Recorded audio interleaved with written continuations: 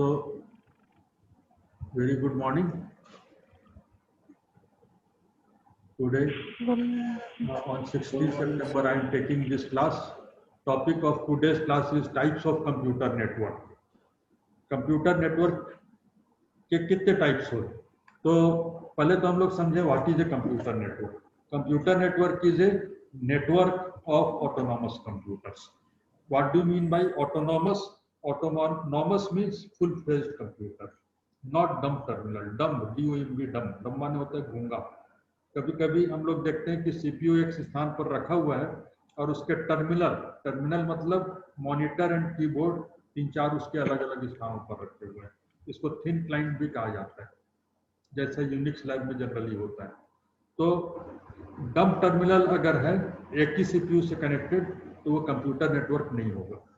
लेकिन अगर सभी ऑटोनॉमस फुल फ्लेज्ड कंप्यूटर्स हैं तो उसको क्या कहेंगे, माने कि अगर वो कनेक्टेड हैं सभी तो उसको हम लोग रियली एक कंप्यूटर नेटवर्क कहेंगे. तो computer network, let us see types of computer network. There may be two types, that means classification of computer network can be done on two bases.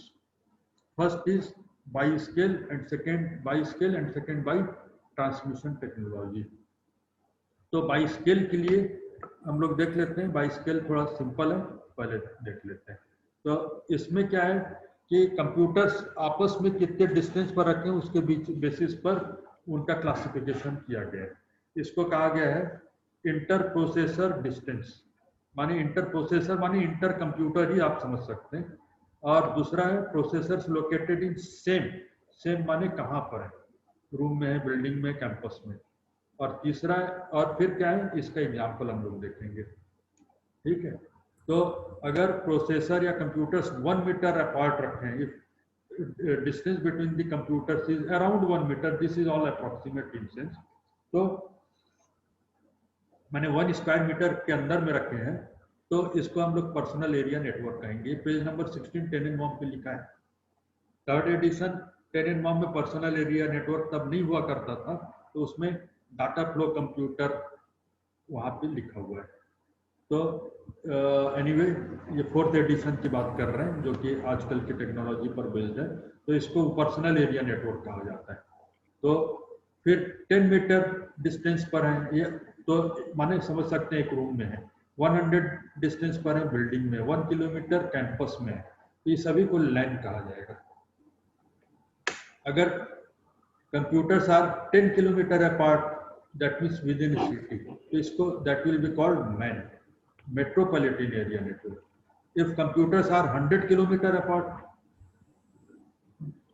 For example in a country, ठीक है 100 kilometre नहीं, आजकल तो city होती है रायपुर, बिलासपुर, लेकिन एक rough है मैं बताया.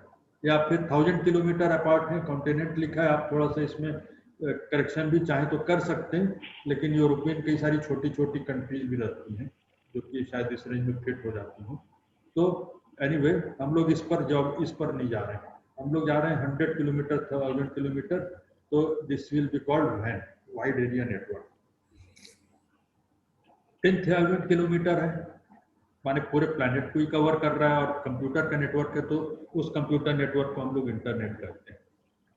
फिर बाय ट्रांसमिशन टेक्नोलॉजी, ये तो हुआ बाय स्केल, अरे सॉरी, हाँ बाय स्केल. और ये हुआ क्या, बाय ट्रांसमिशन टेक्नोलॉजी. तो बाय ट्रांसमिशन टेक्नोलॉजी में क्या चीज है, यूनिकास्टिंग, multicasting, broadcasting. Page number 8 Tanenbaum से लिया गया. तो यूनिकास्टिंग को हम लोग पॉइंट टू पॉइंट भी करते हैं,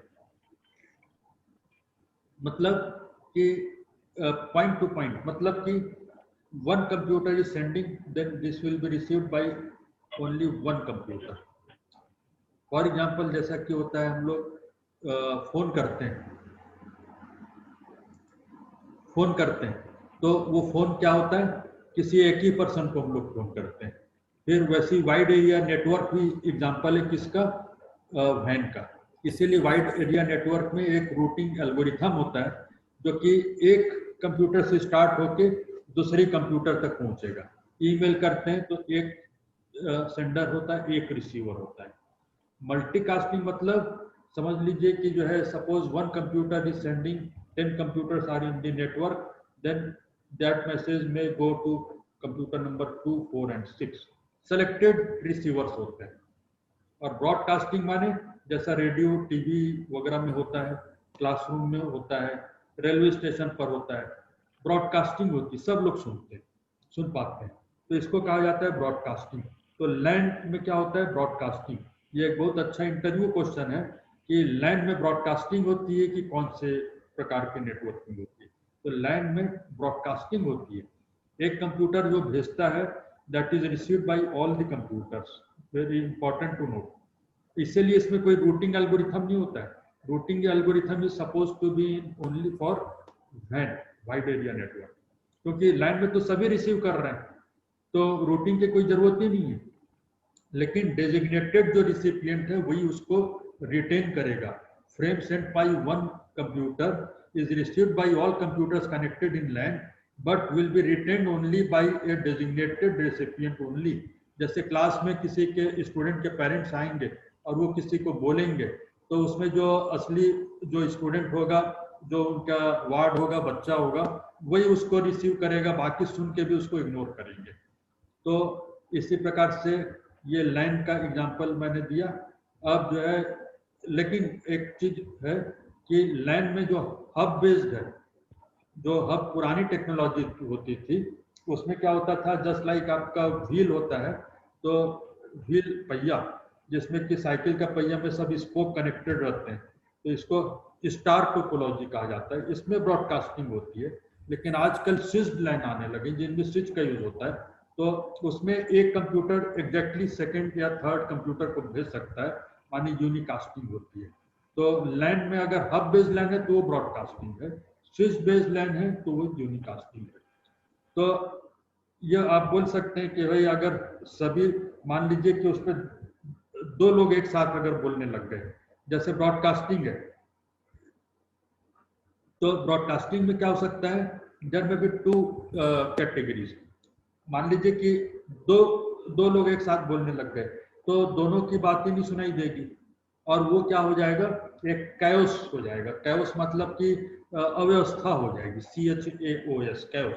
तो उसको रिजॉल्व करने के लिए आर्बिट्रेशन माने रिजॉल्व करना, विवाद को रिजॉल्व करना. तो दो लोग एक साथ अगर कुछ बोलना चाहते हैं, दो कंप्यूटर एक साथ मैसेज सेंड करना चाहते हैं, तो एक हो सकता है स्टैटिक रिजॉल्व करें, स्टैटिक उसको आर्बिट्रेशन करें, दूसरा dynamic. In static a fix time slot is allotted to each other but that slot में गो वेस्ट. जैसे दो लोग एक साथ बोलना चाहते हैं क्लास में, तो बोल दिए कि भाई पहला तुम बोलो 10 मिनट, दूसरा 10 मिनट बोलेगा, तीसरा चाहे तो 10 मिनट बोलेगा. लेकिन अगर सेकंड को 10 मिनट, वो माने बोलने को कुछ है ही नहीं, तो उसका 10 मिनट का स्लॉट वेस्ट जाएगा. सो दैट में स्लॉट में go waste also in static, अगर उसको सामने वाले को कुछ नहीं भेजना है तो. लेकिन डायनेमिक में क्या होता है, इसमें let anybody speak whenever it wants, anybody send. तो उसमें क्या होता है, अगर कोलिजन हो ही जाता है तो दोनों both will wait for a random time. और माने कि अगर दो लोग, जैसे हम लोग बातचीत में भी होता है, दोनों एक साथ बोलने लग जाते हैं, तो कोई एक रुक जाता है थोड़े समय के लिए, तो वही टेक्नोलॉजी है, both will wait for random time, और उसके बाद से फिर से बोलेंगे. तो इसमें CSMA CD प्रोटोकॉल एक होता है, उस डिटेल में हम लोग इस बार नहीं जा रहे हैं इस सेशन में. CSMA माने carrier sense multiple access collision detection. उसमें one persistent, T persistent, non persistent होता है. और परसिस्टेंट की स्पेलिंग देखिए, PERSISTENT, नॉट PANT. ठीक है. तो ये पेज 56 से भी फ्रोजन से लिया गया है, पेज 8 टेनेनबाउम से लिया गया है. तो I think everything is covered now. Thank you very much.